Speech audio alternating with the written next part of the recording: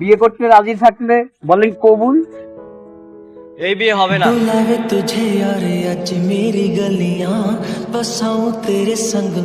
এই বিয়ে হবে না, বরের সাথে আমার হিসাব নিকাশ আছে। ও অভি, তুই এখানে? হ্যাঁ আমি এখানে। গুইনা গুইনা 3 লাখ টাকা দিবি, নাহলে তোর বিয়ে বন্ধ। দেখ বন্ধু, এখানে অনেক মানুষজন আছে, কোনো সিনকেট করিস না। আমি কালকে বাসা এসে তোর সাথে কথা বলবো, তুই এখন যা প্লিজ। এইখানে ওইখানে বাসবাগানে কোনোখানে কোনো কথা হবে না। ওর কাছে আমি টাকা পাই, টাকা দিবি, তারপরে কবুল বলবি। ভাইয়া কি হচ্ছে আমি তো কিছুই বুঝতে পারছি না। আমি কিন্তু নিজেই কিছু বুঝতে পারতেছি না। আচ্ছা চুপ করে বয়, আমি দেখতেছি। এই কাজী সাহেব, ওর কাছে আমি 3 লাখ টাকা পাই, আর ও যদি আজকে আমার টাকা না দেয়, এই বিয়ে আমি কোনোভাবে হইতে দিব না।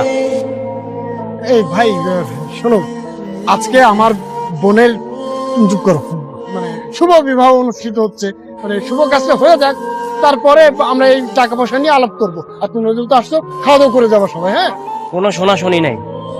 ওর কাছে আমি টাকা পাই, টাকা দিব, আর ও যদি আজকে আমার টাকা না দেয়, ওর বউরে আমি উঠাই নিয়ে যাবো। অভি, তুই এটা কেমন কথা বললি? আমার বউকে নিয়ে যাবে মানে? হ্যাঁ আমি যা বলছি ঠিকই বল। এখনই তুই টাকা দিবি, আর যদি টাকা না দেয়, সত্যি যদি তোর বউরে উঠাই নিয়ে যাবো। রিমা, তোর কেমন হয়? ছেলেটাকে সত্যি সত্যি তোকে তুলে নিয়ে যাবো? আরে না, আমাকে কেন নিয়ে যাবো? ও হয়তো এমনি রাগ করে বলছে। আমার তো বাইরে বন্ধু আমার, দেখ এই মুহূর্তে আমার কাছে এতগুলো টাকা নেই, তবে আমি তোকে কথা দিচ্ছি কিছুদিনের মধ্যে তোর সব টাকা ফেরত দিয়ে দিব। তোর কাছে টাকা নাই তাই না? হ্যাঁ, তোর কাছে টাকা নাই? এত ধুমধাম করে বিয়ের আয়োজন করতেছস, তোর কাছে টাকা নাই না? হ্যাঁ, দুনিয়া সবকিছু করস, তোর কাছে টাকা থাকে। আমার টাকা দিতে গেলে তোর কাছে টাকা থাকে না। নাটক। তাই বলে তুই আমার বউকে তুলে নিয়ে যাবি? আর আমি তো এখন পর্যন্ত কবুলই বলতে পারলাম না।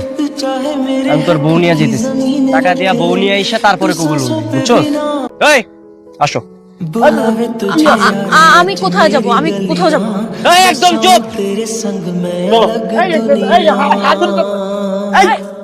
কি চুপ? আপদ যাচ্ছে, যেতে দাও। কি তোর বউরে নিয়ে যাইতেছি, বন্ধু কিসব টাকা দিয়া সারাই নিয়ে আসবি, বুঝছস?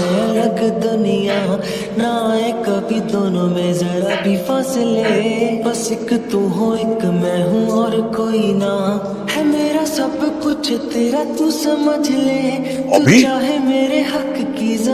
এটা কে? বউ, তুই বিয়ে করে ফেলছিস? আমরা তোর মা বাবা, তুই আমাদেরকে না জানিয়ে বিয়ে করে ফেললি? আরে আমার বউ না, আরেকজনের বউ। আরেকজনের